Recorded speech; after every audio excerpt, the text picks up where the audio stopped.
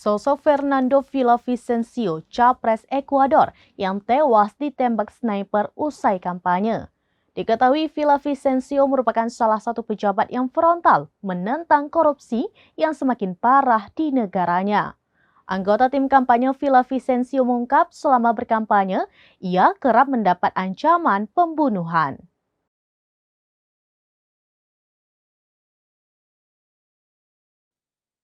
Berikut sosok Fernando Villavicencio, calon presiden atau capres Ekuador yang tewas ditembak sniper usai kampanye.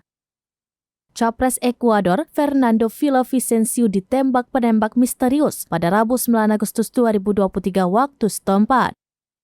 Video detik-detik Fernando Villavicencio ditembak viral di media sosial. Ia ditembak tepat 10 hari jelang putaran pertama pemilihan presiden. Berdasarkan informasi yang beredar, putaran pertama pemilihan presiden tersebut akan digelar pada 20 Agustus 2023 mendatang.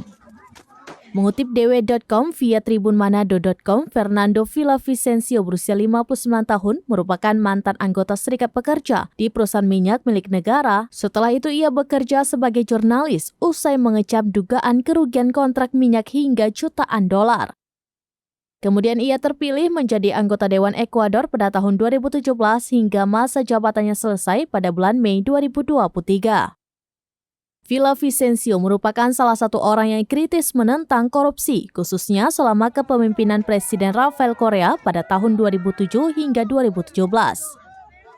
Salah satu anggota tim kampanye Villavicencio mengungkapkan selama berkampanye, ia mendapat ancaman pembunuhan setiap minggu, sehingga ketika berpergian, Villavicencio harus dijaga oleh polisi. Namun nasib berkata lain, Villavicencio pun tewas ditembak oleh sniper, dikabarkan ia meninggalkan seorang istri dan 5 anaknya.